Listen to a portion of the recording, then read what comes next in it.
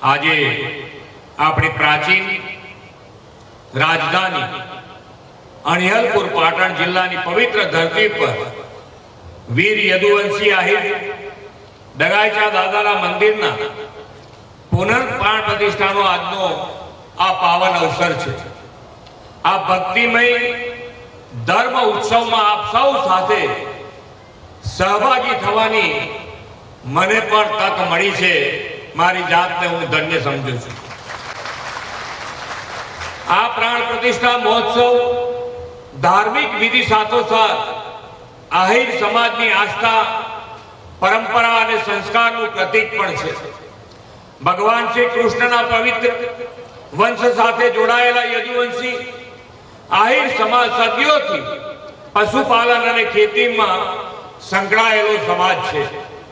એટલું જ નહીં, આહિર સમાજ શૌર્ય, પરાક્રમ અને રાષ્ટ્ર પ્રેમની પરંપરા પણ જાળવી રાખી છે। ઇતિહાસમાં એવો ઉલ્લેખ છે કે વિક્રમ સંવત 1300માં દગાઈચા દાદાએ કચ્છમાં તુણા ગામનું તોરણ બાંધીને આ ગામ વસાવ્યું હતું। ત્યારથી કચ્છ, સૌરાષ્ટ્ર અને ઉત્તર ગુજરાત પ્રદેશમાં આહિર સમાજ વસેલો છે। સમાજના ગૌરવવંતા ઇતિહાસ અને સંસ્કૃતિની નવી પેઢી સુધી પહોંચાડવાનો જે પ્રયાસ આ મંદિરની પુનઃ પ્રાણ પ્રતિષ્ઠાથી થયો છે તે ખરેખર અભિનંદનને પાત્ર છે।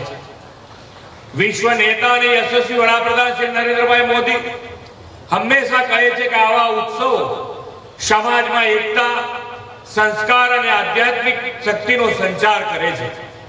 કોઈ પણ સમાજ પોતાની પરંપરા સાથે જોડાય ત્યારે વિકાસના માર્ગ પર આગળ વધવાની શક્તિ બેવડાવતી હોય છે। વડાપ્રધાન શ્રી આપેલા સૌના સાથ, સૌના વિકાસના મંત્રને યદુવંશી આહિર સમાજના આપ સૌ સાકાર કરો છો તે પણ વિરાસતની વિકાસનું સ્વરૂપ છે। યદુવંશી આહિર સમાજે ગુજરાતના વિકાસમાં મહત્વપૂર્ણ યોગદાન આપ્યું છે। કૃષિ, પશુપાલન, વેપાર, ઉદ્યોગ જેવા અનેક ક્ષેત્રમાં સમાજના લોકો દેશ અને રાજ્યનું ગૌરવ વધારતા રહ્યા છે। વડાપ્રધાન શ્રી નરેન્દ્રભાઈ મોદીએ દેશની પોતાની સંસ્કૃતિ અને આધ્યાત્મિક વારસા સાથે ફરીથી જોડવાનું મહાન કાર્ય કર્યું છે। તેમની પ્રેરણાથી સોમનાથ સ્વાભિમાન પર્વની ઉજવણીથી આપણું સાંસ્કૃતિક ગૌરવ ફરીથી જીવંત થયું છે।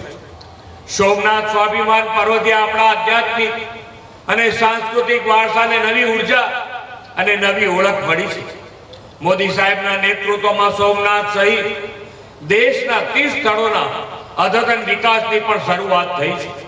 જ્યારે કોઈ તીર્થસ્થાનનો વિકાસ થાય ત્યારે તે વિસ્તારના લોકો માટે રોજગારીના નવા અવસરો ઊભા થાય છે, પર્યટન વધે છે અને સ્થાનિક અર્થતંત્ર પણ નવી શક્તિ મળે છે। સાતલપુર અને પાટણ પણ વિકાસનો નવો અધ્યાય લખ્યો છે।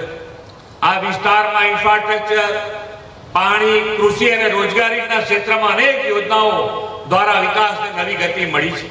શ્રી મોદી સાહેબે એશિયાનો સૌથી મોટો સોલાર પાર્ક ચારણકામાં શરૂ કરાવીને સ્થાનિક રોજગારીના અવસરો આપ્યા અને આજે ગુજરાત રિન્યુએબલ એનર્જીમાં લીડ લેતું રાજ્ય બની ગયું છે।